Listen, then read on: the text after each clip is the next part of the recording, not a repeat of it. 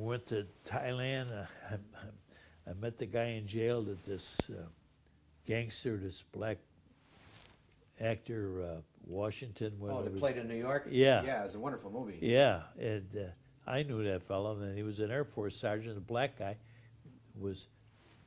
We put 50 caskets on a C-130 to fly him to the United States, carrying dead soldiers and sailors. They put the 51 casket on there, be full of pure heroin. And this guy, that's how he was supplying Harlem. And they were wondering where he was getting the stuff. Right.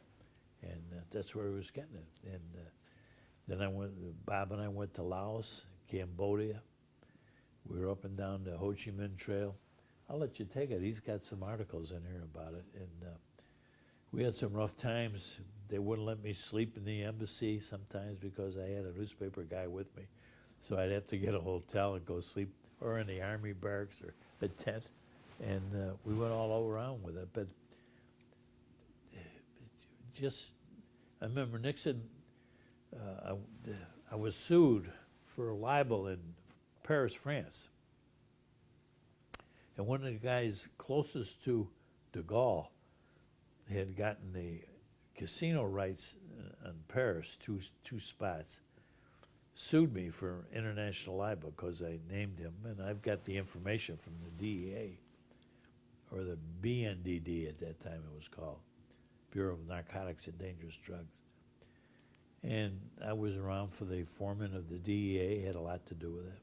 And but Nixon was good about it. He went to work on it. He saw what it could do to this country. And I'll say that to his credit. He got the DEA going, and they're still doing a good job. But I think we got to treat it medically when we can. I'm not making excuses for it, but it's the richest man in the world today was just, he's involved in narcotics or something like that. You're talking about billions of dollars. Yeah. I mean, I've been on raids, the table, and I was thinking about all my bills, medical bills, my kids in college and everything. How these poor policemen resist that temptation. You mean the table was filled with money? $50, $100 bills is the lowest was a $20 bill. I don't know. Just stacks of it. Yeah, and everybody left the room except Bob and I. And I said, you could have stuffed there. Bob is Bob Weidrich, the Tribune Yeah, reporter. the Tribune reporter. But Yes. and he said he's known that all his life, how coppers can resist that, policemen can resist that temptation. The money is unbelievable. So just because of the problem, that's why you got interested in it. Oh yeah, and things I was doing in civilian life, I was representing all these kids in jail. What's this drugs? It was something not out of my era, and they were cocaine, this and that, opium, and they were telling about the money they had to pay for it. And I knew what the courts were going to happen. The courts, our jails are full. I think 60-some% of the federal government is drug related in prisons, Yeah. in the federal system.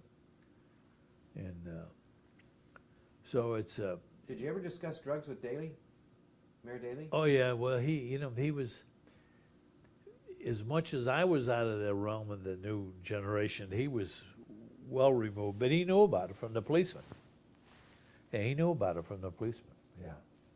And his son got active in it. When I came back, I let him.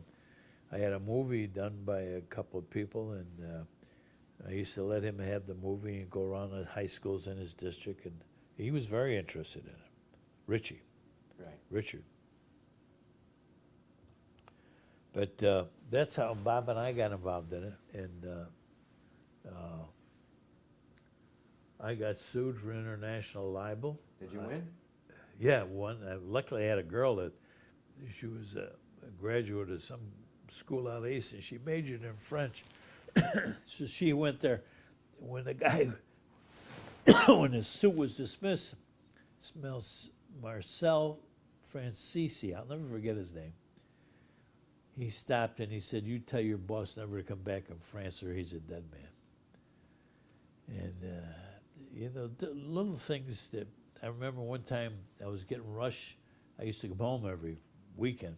I was Right. getting rushed full of my bag with work, and Ann says, there's a young lawyer out there wants to talk to you. I said, well, who is he, and did he have an appointment? And she said, no, but he wants to talk to you. I said, okay, send him in. I said, excuse me, I'm packing, I'm getting ready to catch a plane. So what are you about? And he said, well, I have a client. I said, who is your client? He wouldn't tell me who his client was. And he said, we'd like to take you, Charlene, named Michelle, Connie, and Morgan, my son, to South America and fit her in furs and get you tailored for suits. And I said, what the hell are you talking about? And I started getting suspicious of him. I said, young man, you better get out of here before I pick up that phone and call the FBI. If I wasn't running for a plane, I'd have my secretary call the FBI, then have you arrested by one of the policemen here in the house. I said, I don't know who you represent or who you are, but I later found out it was this guy who was trying to, well, if you won't quit naming me, just take it easy. Don't name me too many times. I see. They sued Time Magazine and me. Thank God, Time. But the big lawyers came Right. from Time Magazine. Abrams and his group. Yeah, it was Yeah. thank God. Because I went to Carl Albert. I said, Carl, I've just been sued. I got a summons, international summons. He says, well, you're a lawyer. Go fight it. All right, I think on that high note, we'll end our conversation. Well, thank you very much, all of you. Thank you. Thank you very Yeah, much. Thank you.